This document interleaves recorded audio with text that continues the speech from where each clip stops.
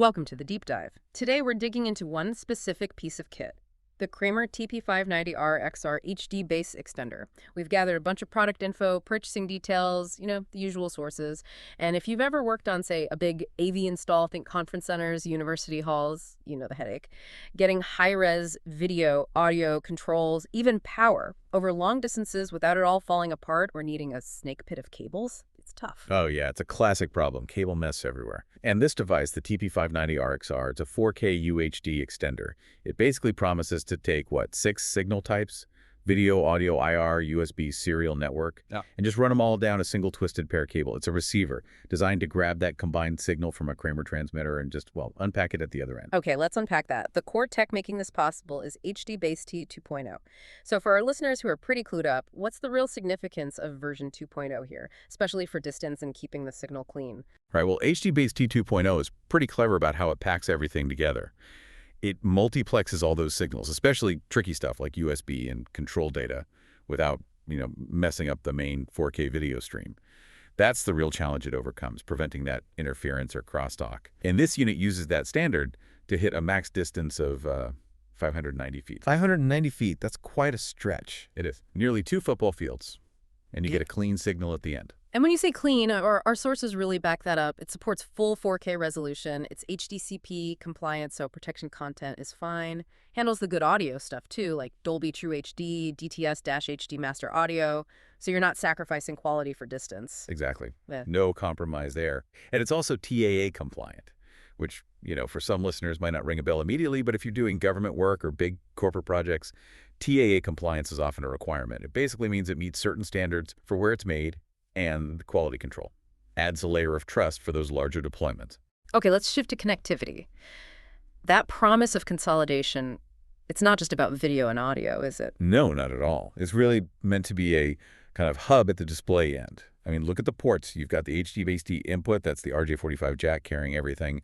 Then output-wise, besides the HDMI, you get 4 USB Type-A ports. That's key. For KVM, right? Keyboard, video, mouse. Precisely. Or for things like remote touchscreens, webcams, other peripherals, you can connect them hundreds of feet away from the source computer or device. And it hasn't forgotten legacy control either. Still important in a lot of setups. Definitely. It has 2 RS-232 serial outputs, still used all the time for controlling projectors, displays, matrix switchers, that sort of thing. And structurally, it's smart too. It supports power over Ethernet. PoE. So potentially just one cable run to the receiver for both signal and power. That's the idea. If the transmitter or switch provides PoE, you don't need a separate power brick at the display end. Really cleans up the installation, especially behind a wall-mounted screen or in a ceiling projector mount. And speaking of fitting into tight spots, the physical size is pretty minimal for what it does. What were the specs? About 7.4 inches wide, 4.5 deep, under an inch high. Yeah, very compact. And lightweight too, just over a pound. Designed to be tucked away discreetly. Okay, so the tech seems solid. Often, though, the decision comes down to cost, value, and trusting the purchase. Let's look at the commercial side. Right. So the MSRP is listed at $640, but the current street price seems to be around $512, so a decent saving right off the bat. And there's even a mention in one source of a 10% discount code, 10% off. Might be worth checking out if you're buying. And the vendor providing this info, HDTV Supply, they mentioned being around for 24 years. That longevity says something. Plus, they offer free shipping in the U.S. and maybe most importantly, a 7-year Kramer warranty. Yeah, that 7-year warranty is, it's significant. In the pro AV world, 3 years is pretty standard, maybe 5 if you're lucky.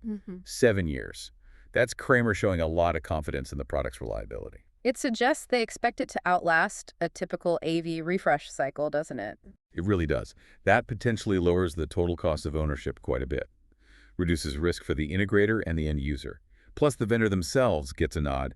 Exceptional top-quality store rated by Google Shopping, promising good support and fast delivery. All good signs. So wrapping it up, the TP-590RXR looks like a strong contender if you need to simplify long-distance AV. It leverages HDBaseT 2.0. Crams a lot of signals into one pipe, keeps the quality high. And it's backed by that unusually long warranty, which kind of brings us to a final thought for you, the listener. When you're planning these complex, high-performance AV systems, how much weight do you give to that long-term manufacturer commitment, like a 7-year warranty? How does that influence your upfront investment decision, thinking about the whole life cycle of the system? Something to chew on for your next big project.